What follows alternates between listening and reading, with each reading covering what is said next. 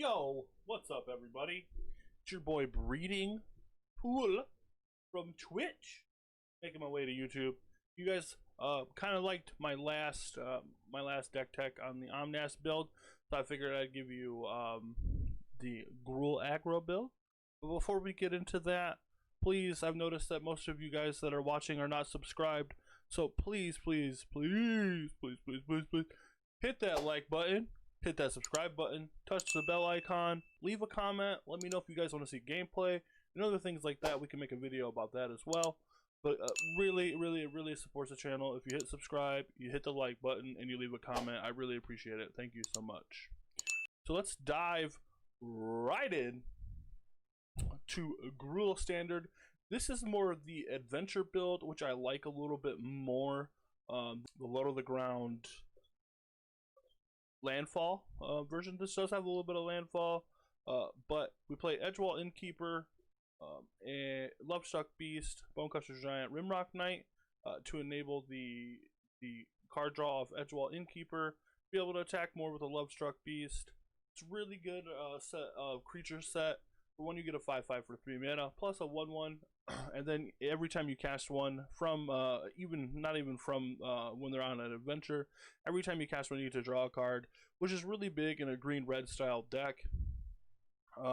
So Robber the Rich, we've seen it. It's a really good card. It really helps in a lot of the control or any of the Omnath matchups, as it just steals cards from them, and they need a lot of their cards. They really do. If you ever get a Genesis Ultimatum that you can actually cast, it feels really good. But also casting their arrow and then immediately eating it with Scavenging Ooze, gaining yourself 3 life and ramping yourself is awesome. Again, Scavenging Ooze, great card, snipes all the arrows in the world. We went over Bonecrusher Giant. It's a necessity. It's a good card. It fits with our feel here, but it also kills Lotus Cobra. Yeah, it's good, and sometimes they take damage off of it, which incidental damage is really good. Lovestruck Beast, there's nothing more to like than a 5/5 for 3 mana.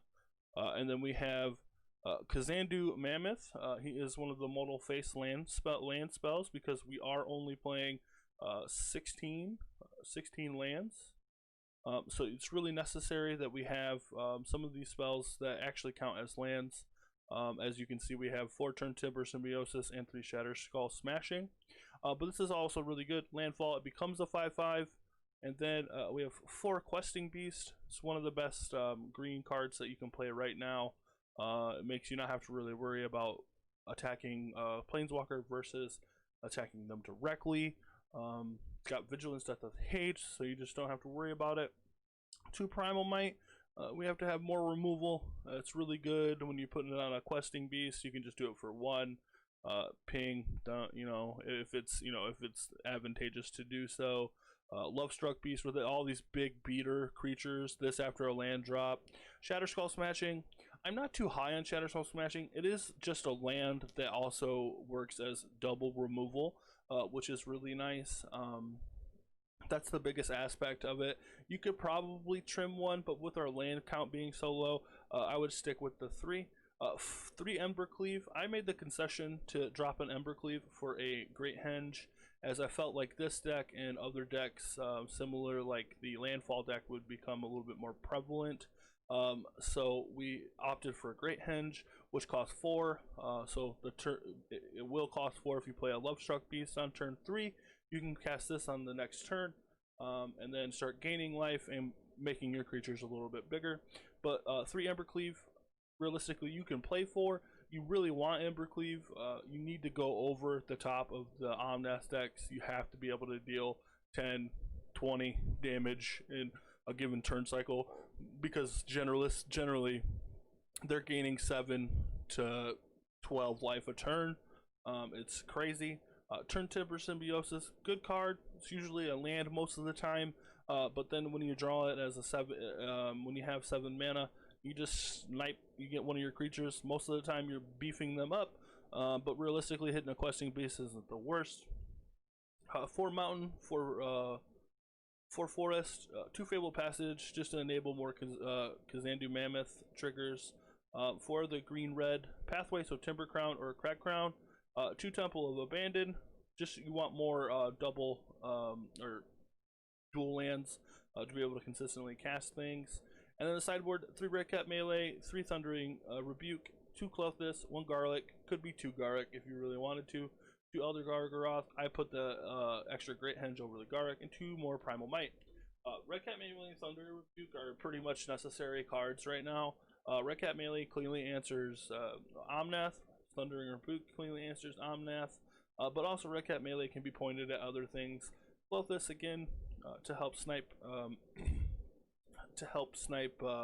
graveyard synergies. It also works well with all your colored mana symbols here, so you can turn on, and it's indestructible. A Garrick Unleashed to help push through damage. Could be the 5-drop Vivian, because 5-drop Vivian actually does a plus to make a creature, which is really good, and she allows you to keep kind of rolling through creatures. 2 Elder Gargaroth, I mean, card's great. It's got Vigilance, Region, Trample, draws you a card, gets you life, makes it 3/3. Does all those things against the aggro matches. Great Henge, again, for more aggro matches is really good. And it also, it's like, it kind of fits well in the control matchup too, because if you're able to actually stick a creature with this out when you cast this on a good time, then you're then everything draws you cards, which is really big. It may not be necessary. And 2 more Primal Might, just good removal, good removal, good removal. It pumps everything up for super kill on with Embercleave. It fights their 1 blocker, and then the Embercleave plus Primal Might just makes for some disastrous turns. I've hit for 24 with a pumped up Primal Might and Embercleave creature. So that's the deck. There is a tip. I'll give you guys a tip.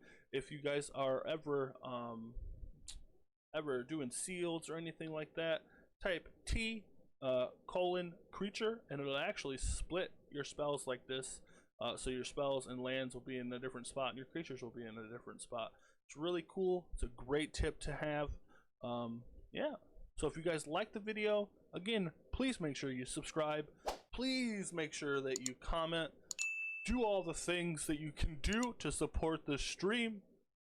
Love it, learn it, eat it up, like it all, comment, but realistically comment.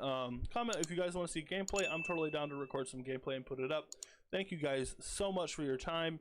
You guys are awesome individuals. Stay safe. Peace.